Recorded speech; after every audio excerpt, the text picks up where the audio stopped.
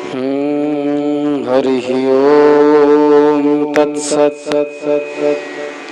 श्रीमते रामचंद्राय नमः। श्रीमते रामानंदाचार्याय नमः।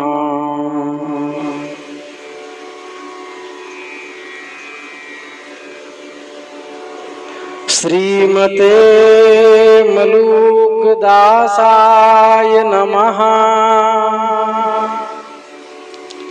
सीतानाथ समारंभाम्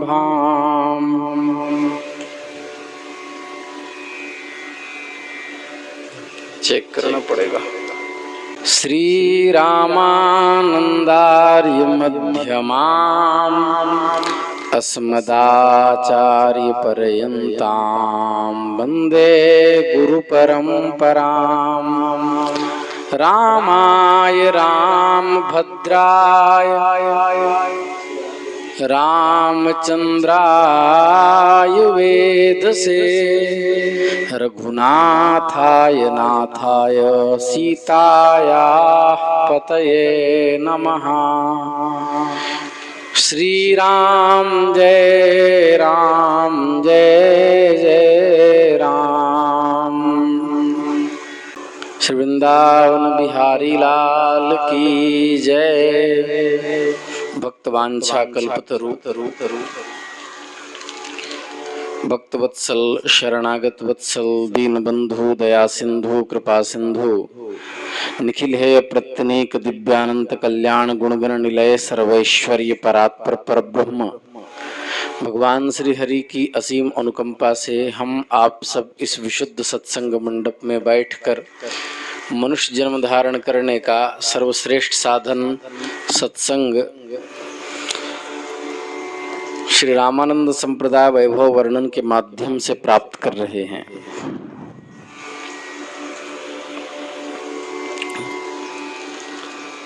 रघुनाथ जी ने हनुमान जी से कहा कि तुम हमको विस्तार से लंका का स्वरूप बताओ, तब मैं उसके प्रतिकार का उपाय सोचूंगा। रघुनाथ जी की बात सुनकर हनुमान जी ने कहा कि हे देव, त्रिकूट पर्वत के शिखर पर लंका नाम की एक दिव्य पुरी बसी हुई है और उसके चारों ओर सोने का गढ़ है और वह सोने की अट्टालिकाओं से युक्त भवनों से सुशोभित है। निर्मल जल से परिपूर्ण और खाइयों से वो नगर घिरी हुई है। हमने वाल्मीकि रामायण की कथा में बताया था, कौटिल्य अर्थशास्त्र में चक्रवर्ती सम्राटों को तथा जिनकी शत्रुता अनेक राज्यों से हो, ऐसे सम्राटों को अपने आधिपत्य की सुरक्षा के लिए इस प्रकार से उन्हें अपने नगर को बनाना पड़ता था ताकि उसके आसपास गहरी खाई हो, और इतनी खाई कि जमीन देखने से न दिखे। वहां जाने के लिए बहुत कसमकस करनी पड़े और वो लोग जब आए तो यंत्र के माध्यम से रास्ता डाल दें और फिर आसानी से वो आ जा सकते हैं। तो इसी प्रकार गहरी खाई थी, अनेकानेक उपवनों से सुंदर दिव्य बावलियों से आवृत तथा चित्र विचित्र शोभा वाले मणियों के खंभों वाले सुंदर महलें सजी हुई थी। उसके पश्चिमी द्वार पर हजारों गजारूढ़ और अश्वारूढ़ सिपाही खड़े रहते थे। 10 करोड़ पैदल तथा सवार सैनिक विविध अस्त्र शस्त्रों से सुसज्जित होकर के चारों ओर रक्षा कर रहे हैं। उनमें विविध सुरंगें बनी हुई हैं। उसके गढ़ पर अनेक तोपें रखी हुई हैं। हे देवेश, इस दशा में मैंने जो वहां जाकर के किया, आपके दास ने जो जाकर के किया, वो मैं सुनाता हूं। वहां जाकर रावण की 1/4 सेना मार डाली। लंकापुरी को जलाकर स्वर्ण प्राकार गिरा दिया। हे रघुद्वह, मैंने तोपें तथा सुरंगें तोड़ डाली जिससे आपकी सेना को सरलता हो। हे देव, अब आपके जाने मात्र से ही लंका भस्म हो जाएगी। उस लंका के उत्तर में सुवेलाद्रि है, पश्चिम में परलंका नाम का स्थान है, दक्षिण में निकुंभला का मंदिर है जिसमें रावण चंडी आदि पाठ करता है, जहां पर योगिनी वट विद्यमान है। पूर्व की ओर लघु लंका है जिसका मध्य भाग बड़ा ही रमणीक है। उस त्रिकूट के शिखर पर बसी हुई लंका को मैंने अपनी पूंछ से आगों के हवाले कर दिया। हे देवेश, अब आप प्रस्थान करें, हम लोग क्षार समुद्र की ओर चलें। मारुति की बात सुनकर के सुग्रीव से रघुनाथ जी ने कहा कि हे सुग्रीव, समस्त सैनिकों को प्रस्थान करने के लिए आज्ञा दो। आज इसी समय विजय प्राप्ति का शुभ मुहूर्त है। आज श्रवण नक्षत्र से युक्त आश्विनी शुक्ल दशमी तिथि है। हे वानर श्रेष्ठ, हम लोग लवण सागर की ओर अवश्य प्रस्थान कर दें। बड़े बड़े यूथपति वानर सेना की पीछे पीछे बगल रक्षा करते हुए सभी सैनिक चलें। आगे नल और नील हमारी रक्षा करें। सुषेण मेरी बाईं और जाम्बवान, जिन्हें जामवंत भी कहा जाता है, जाम्बवान मेरी दाहिनी बगल में रहें। गज गवाक्ष गवय मयंद ये सब बाणर, अग्नि कौन, नैऋत्य कौन, वायव्य कौन, चारों तरफ से मेरी और ध्यान रखते हुए रक्षा करें। मारुति के कंधे पर सवार होकर मैं चलता हूँ और मेरे पीछे अंगद जी के कंधे पर लक्ष्मण विराजमान होंगे। ये था पूरी शोभा सैनिकों की। हे सुग्रीव, तुम भी मेरे साथ चलो। इस प्रकार अन्य सभी वानरों को चलो ऐसी आज्ञा देकर लक्ष्मण सहित रघुनाथ जी सेना के बीच होकर दक्षिण दिशा की ओर चल दिए। उस समय वे वानर भयानक भूभूकार करने लगे। वे ढोल मृदंग इस प्रकार इंद्रियों को सुखी करने वाले बाजे बजाने लगे। ऋक्ष रूप धारण करने वाले तथा श्रेष्ठ हाथियों के समान वीर सभी बानर, जो करोड़ों करोड़ों में ऋक्ष थे, करोड़ों करोड़ों बानर थे वाल्मीकि रामायण के अनुसार, क्षण भी विश्राम न करके चलने लगे। लंका के लिए प्रस्थित राम के अच्छे अच्छे शगुन दिखाई पड़े।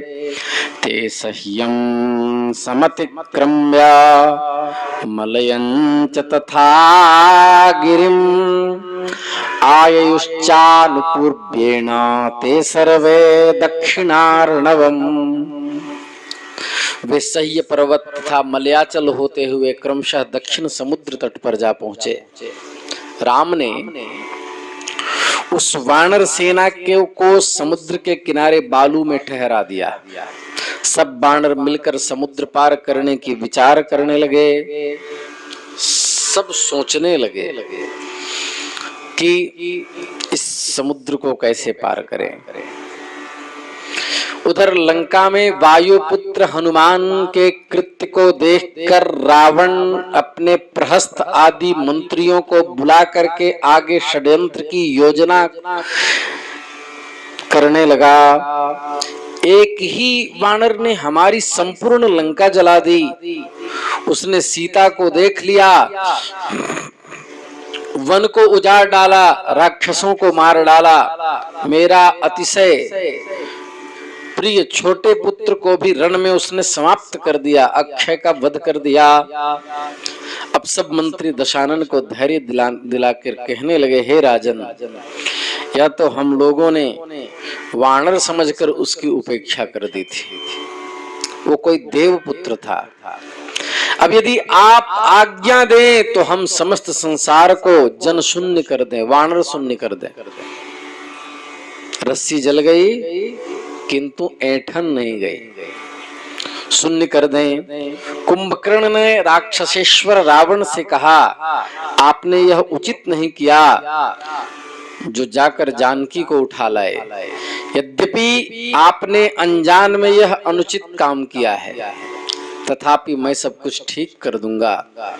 हे प्रभु, देवदेव ममानुज्ञा हत्वा रामं स लक्ष्मणं सुग्रीवं वानरांश्चैवा गमिष्यामि पुनः क्षणात्। कुंभकर्ण वच श्रुत्वा तदा प्राह विभीषणः महाभागवतः श्रीमान् रामभक्त्यैकतत्परः। मैं ठीक कर दूंगा। हे प्रभु, आप निश्चिंत रहें। आप मुझको आज्ञा दें तो लक्ष्मण सहित राम, सुग्रीव और सब वानरों को मारकर क्षण भर में लौट आऊंगा। कुंभकर्ण कह रहा है। कुंभकर्ण की बात सुनकर भगवत भक्तों में श्रेष्ठ श्री राम की भक्ति में लवलीन रहने वाले विभीषण ने प्रमत्त कुंभकर्ण आदि दैत्यों की ओर दृष्टि डालते हुए कामातुर दशानन से कहा, हे राजन, विलोक्य कुंभ श्रवणादि दैत्यान् मत्त प्रमत्तानति विस्मयेना विलोक्य कामातुरमप्रमत्तो दशाननं प्राह विशुद्ध बुद्धिः न कुंभकर्णेन्द्रजितौ च राजन्स तथा महापार्श्वमहोदरौ तौ निकुंभ कुंभौ च तथापि कायः स्थातुं न शक्ता युधि राघवाग्रे सीतां च सत्कृत्य महाधनेन दत्त्वाभिरामाय सुखो भवत्वम् नोच्चेन्न रामेण विमोक्ष्यसे त्वम् गुप्तः सुरेन्द्रैरपि शंकरेण। एवं शुभं रावणः स विभीषण वचो हितम् आत्मनः प्रतिजग्राह नैवासौ सौख्यकारणम्। आपने यह उचित नहीं किया जो जानकी जी को उठा लाए। हे राजन, कुंभकर्ण महापार्श्व जिन पर आप अहंकार रखते हो, महोदर, निकुंभ, कुंभ, अतिकाय भी युद्ध में राम की समता नहीं कर सकते। इसलिए राम आ रहे हैं तो प्रचुर धन से सत्कार करें और उन्हें सीता समर्पण करके क्षमा याचना करें। नहीं तो सुरेंद्र तथा शंकर के शरण में जाने के बाद भी आपके प्राण नहीं बचने वाले। रावण ने इन वाक्यों को प्रतिकूल ही समझा। विधाता ने जिसके लिए कुकाल रच दिया है, ताकि मति पहले ही हर ले हैं, विनाश काले विपरीत बुद्धि। इस प्रकार वो प्रतिकूल ही समझा और कहा कि निसंदेह तो बंधु रूप में मेरा शत्रु है। यदि और कोई मुझसे ऐसा कहता तो मैं उसी समय मार डालता। ओ दुर्बुद्धे, अरे राक्षसाधम, तुझे धिक्कार है, उठ यहां से निकल जा। धक्का दे दिया विभीषण जी को। रावण के इस प्रकार धिक्कारने पर विभीषण अपने 4 मंत्रियों के साथ रघुनाथ जी के समीप चले गए। राम ने परिचय पूछकर उनसे मित्रता कर ली। तदनंतर राम जी ने हनुमान से समुद्र के किनारे रेता की लंका बनवाकर उससे अपने मंत्री विभीषण, अपने मित्र विभीषण को लंका राज्य के राजा के पद पर वानरों के द्वारा अभिषिक्त कर दिया, बालू का लंका बना करके, और कहा अभी तो प्रतीकात्मक अभिषेक है। मित्र, यह लंका तुम्हारे पास तब तक धरोहर रूप में रहेगा जब तक मैं रावण को मान करके तुम्हें ओरिजिनल लंका न दे दूं। तो निश्चिंत रहो। रघुकुल रीति सदा चली आई, प्राण जाई पर वचन न जाई। लंका दे दिया।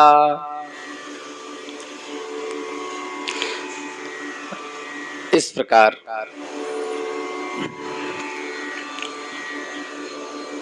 लंका का चरित्र हुआ, विभीषण की शरणागति हुई। आगे की कथा हम कल कहेंगे।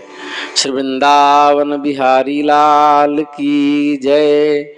नमः पार्वती पतये, हर हर महादेव।